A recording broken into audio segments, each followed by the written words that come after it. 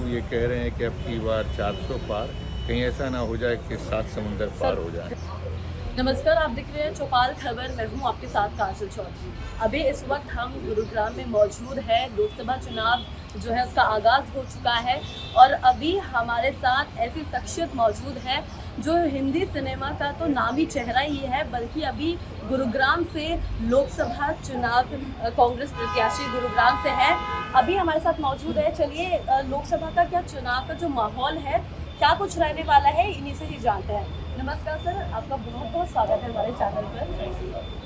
Sir, सबसे पहले क्योंकि लोकसभा चुनाव है, आप प्रत्याशी हैं कांग्रेस से, तो क्या कुछ कहना चाहेंगे? कांग्रेस ने जो आपके ऊपर ये दाव खेला है और जो एक भरोसा जताया है, कैसा लग रहा है? देखिए, ये इस खुशी में जिम्मेदारी छुपी है और मुझे इस बात का भरोसा है कि मेरी पार्टी ने जो मुझे ये जिम्मेदारी दी है, जी मैं गुड़गांव की जनता के प्यार से मैं इस जिम्मेदारी को निभा पाऊँगा। जी क्योंकि जहाँ 10 साल से विकास की कोई भी गुंजाइश जी ना हो, गुंजाइश के अंदर काम ही नहीं हुआ जहाँ पे, अच्छा तो यहाँ पर काम करने की बहुत गुंजाइश है और लोगों की बहुत चाह है। जी यहाँ पर जिस तरह बच्चों को लेकर, नौजवानों को लेकर, जो खासकर जो ऐसा एरिया जहाँ से सबसे ज़्यादा गुड़गांव क्षेत्र से जो फौज में जो बच्चे भर्ती होते हैं, आज उन लोगों का भी भविष्य अधर में हो गया। उनको लगता है जैसे 5 साल की नौकरी के अंदर जी हम लोग जो है उसके बाद कहाँ जाएंगे। जी उनका फ्यूचर, एक ज़माना हुआ करता था कि फौज के अंदर लोग जाते थे डेडिकेशन से, लगता था कि हम अपने मुल्क के लिए, अपने देश के लिए शहीद हो गए। लेकिन वो सारी चीज़ें यहाँ पर ताशाई हो गई। ये सरकार ने कुछ इस तरह के प्रपंच किए हैं जिसकी वजह से नौजवान जो है वो परेशान है, बेरोज़गारी की वजह से परेशान है और सड़कों पे बैठा है, डंडे खा रहा है, किसान डंडे खा रहा है। लोग जो है अपनी ज़मीनों के मुआवजे मांग रहे हैं, वो मुआवजे नहीं मिल रहे हैं। प्रॉपर्टी आईडी की एक और जो भ्रष्टाचार की एक और योजना शुरू हुई है, जिसके लिए ये यहाँ पे बहुत ज़्यादा शुरुआत में उन्होंने कर दी है। तो एक पूरा का पूरा माहौल जो है बहुत ही घबराहट सा है लोगों के अंदर। और ये महंगाई, बेरोज़गारी जो है ज़रूर जो है जो राहुल गांधी जी की जो 5 न्याय और 25 गारंटी का जो उन्होंने लिया है, बीड़ा उठाया है, जी उससे जो है डेफिनेटली कांग्रेस को लेकर और भूपेंद्र हुड्डा जी ने जो सरकार में जो विकास हुआ है, डेवलपमेंट हुआ है, जी तो उसको लेकर लोगों में बहुत विश्वास है। और कहते हैं ना कि रोटी 20 साल से अभी हिली नहीं है, जी तो ऐसा लगता है कि एक साइड से इतनी जल गई है कि अब लोग इसको बदलना चाहते हैं। जी सर, कांग्रेस की तरफ से बोला जा रहा था कि एक विनिंग एक वाइल्ड कार्ड एंट्री है, तो वो वाइल्ड कार्ड एंट्री तो जाहिर है सबको पता ही चल गया कि कौन है, लेकिन अब उसको विनिंग कार्ड में कैसे आप तब्दील कर सकते हैं? ये गलतफहमी होती है, मैं उनमें से नहीं हूँ कि अब की बार 400 बार वाले इस जी। तरह से फिजूल नारे लगाएं, क्योंकि मैं मानता हूँ कि ये विनिंग का जो चाबी है वो जनता की इस उंगली में है, बिल्कुल और इस उंगली का विश्वास लेने के लिए मैं उनके बीच में जाऊंगा और मैं आया हूँ और मैं देख रहा हूँ कि ये उंगली इस बार बदलाव के मूड में है। जी और जो लोग ये कह रहे हैं कि अब की बार 400 पार, कहीं ऐसा ना हो जाए कि 7 समुंदर पार हो जाए। पूरा विपक्ष या फिर हम बात करें इंडिया अलायंस पूरा कह रहा है कि 300 भी शायद मुश्किल से ही आएंगी। भाजपा जो लगातार नारे कर रही है कि 400 पार, आपको लगता है कि बाकी इसमें कुछ सच्चाई है? सच्चाई है। वो लोग जो इस लोकतंत्र में भरोसा नहीं रखते, चुनाव प्रक्रिया में भरोसा नहीं रखते, वो इतनी दबंगई से इन बातों को कह रहे हैं।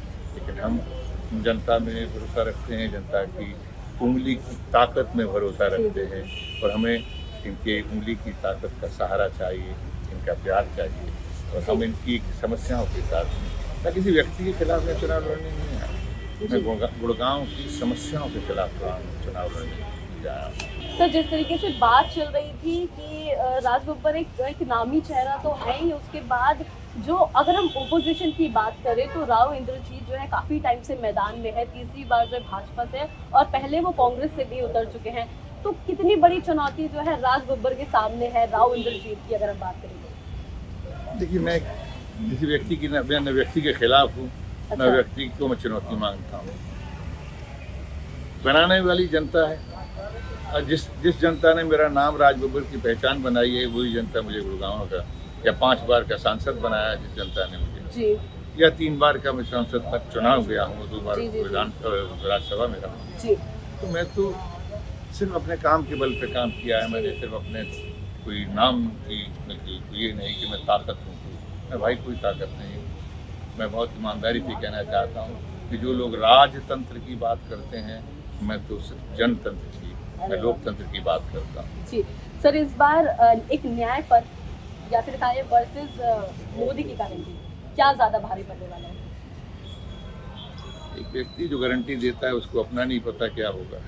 जी कि अगर इंसाफ जो है, न्याय जो है, ये जनता तय करती है। और बार बार हम कह रहे हैं कि जनता की अदालत में न्याय होगा, और वो न्याय जनता के पक्ष में होगा, और जनता के जब पक्ष में होगा तो इंडिया के पक्ष में होगा। जी, आखिरी सवाल सर आपसे लेना चाहूँगी सर, राज बब्बर का जैसे पहले भी हम बोल चुके एक नामी चेहरा तो है ही, तो पहले ऐसे कुछ कयास लगाए चल गए, ऐसे कुछ मीडिया रिपोर्ट थी जिससे बोला जा रहा था कि जो राज बब्बर जो है एक चुनावी मूड में नहीं है इस बार। अचानक से एक नाम आता है और अचानक से एक चेहरा उभर के आता है और सारी चीज़ें जो है एकदम से बदल जाती हैं। तो क्या कारण समझ रहे हैं आप, राजनीति में खुद आए या आपको किसी के थ्रू लाया गया? नहीं, बहुत सच है ये, आप बिल्कुल सही कह रही हैं कि मैं चाहता था कि मैं ठीक है, बहुत कर लिया, 5 बार सांसद रह चुका था, जी मैं थोड़ा ब्रेक चाहता था। लेकिन जिस तरह से मैंने देखा कि हमारे अंदर ऐसा लग रहा था, मुझे ऐसा लगा कि सब लोग कहने लगे कि डर के मारे कोई कांग्रेसी नहीं लग रहा। अच्छा तो आप समझ सकते हैं ना, इसको तो हम बर्दाश्त नहीं कर सकते।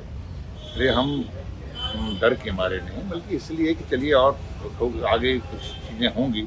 लेकिन अगर कोई ये सोचता है डरने की बात है, तो राज बब्बर तैयार है, अच्छा डरता नहीं है, बल्कि सामने आने को तैयार है। और जब पार्टी को इस वक्त जब यहाँ पे ज़रूरत है, हमारी क्या, हर उस कार्यकर्ता की ज़रूरत है जो आज भी डट कर खड़ा हुआ है पार्टी के उसूलों के साथ में, और मैं उन कार्यकर्ताओं में से हूँ। और इसलिए मैंने पार्टी से कहा कि जहाँ भी आप मेरा इस्तेमाल करना चाहें कर सकते हैं। जी, बहुत बहुत धन्यवाद सर।